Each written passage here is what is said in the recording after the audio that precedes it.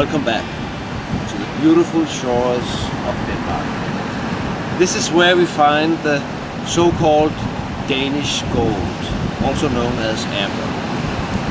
I actually brought a piece.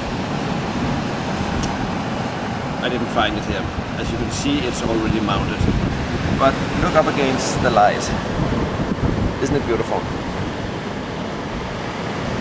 I wish I could tell you that all the amber we use in soul beads is found here in Denmark, but it is not. We actually use Baltic amber. Amber is found on every continent of the world. Which brings us to the House of Amber. The House of Amber is located downtown Copenhagen, which was formerly the red light district. It is now a very popular area with small restaurants and afternoon jazz, but we came for the House of Amber. And in there, take a look. They are specialists in amber. And they have invited us inside to visit their museum. They have a museum upstairs that is very nice, free of charge. So why don't we go in before it starts raining and take a look. Follow me.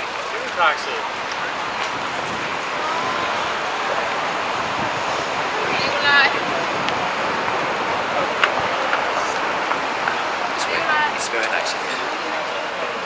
One moment. Take a look at this. Look at the big piece up there.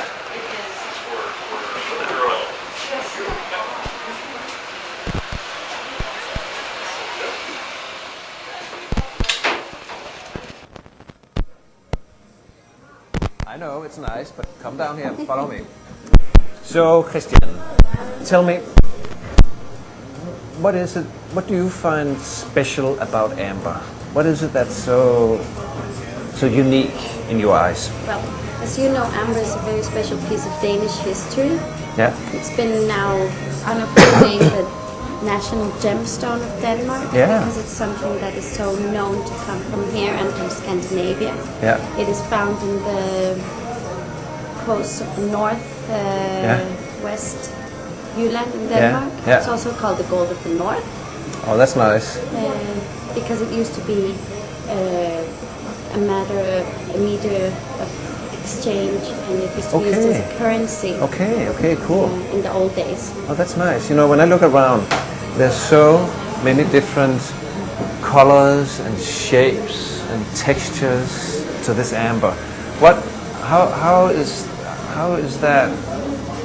What's the difference? How does it occur? What shapes these different colors? The simplest way to explain it is, if you might have heard, it's like a glass of beer. Oh, yeah? really? For the beer you have a glass of beer, okay. the clearest part on the bottom, and you have the foam on the top, which has millions of little air bubbles. Oh. And that would be the milky amber on top. Okay, I understand. And the lower you go, the darker and clearer it gets. Oh, nice. And that's how it's been lying in the forest floors, which have been sunk to the bottom of the sea for between 30 and 50 million years. Oh my God, that's amazing.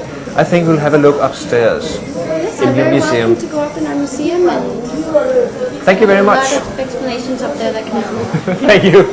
Well, follow me. We're going to go upstairs. This house is from 1633, very old. This is it.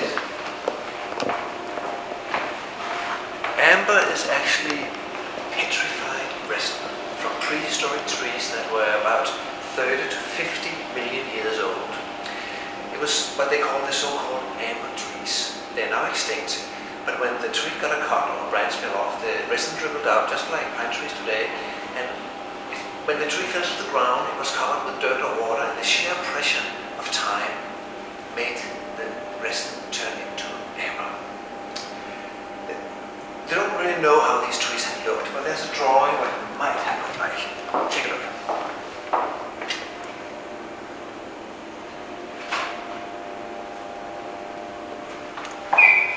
Amber has many interesting qualities. One of them is that it's very light. It floats in a salty solution, which is why it's washed up on the shores, and it can burn. In the old days, the young kids on the west coast collected this amber and they lit it on fire to lit their houses and heat their little living rooms.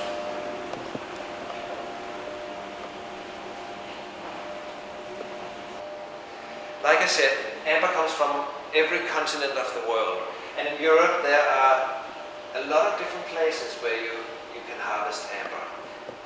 In Denmark it washes up on the shores, and we get the amber for the troll beads we get from the Baltic Sea. It's called the Baltic amber, and it is harvested in open amber mines where they can extract from up to 3 kilos of amber out of 1 cubic meter of sand. This sand is found in what they call the blue earth, and that is very few places, but where it is, the amber is very abundant.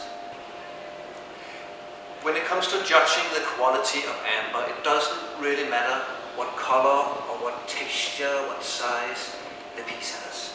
It's all a question about what you like. And, well, there is one exception to that. That is if you find a prehistoric insect inside your amber. It is very special. Come and look. They have a beautiful collection here with little mosquitoes, flies, and bees, ladybugs, and let's take a look at this.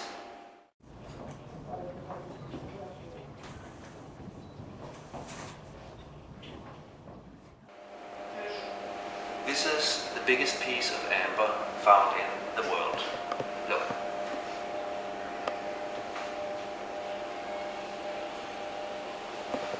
It was fished out of the ocean by a lobster fisherman, a Danish lobster fisherman, and they lost a big piece, but it still weighs 8.8 kilos.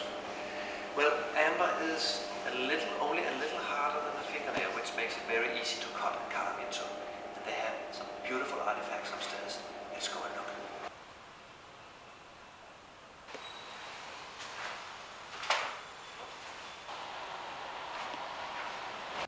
Well, we're back on the beach and the rain stopped. The sun is shining, it's nice.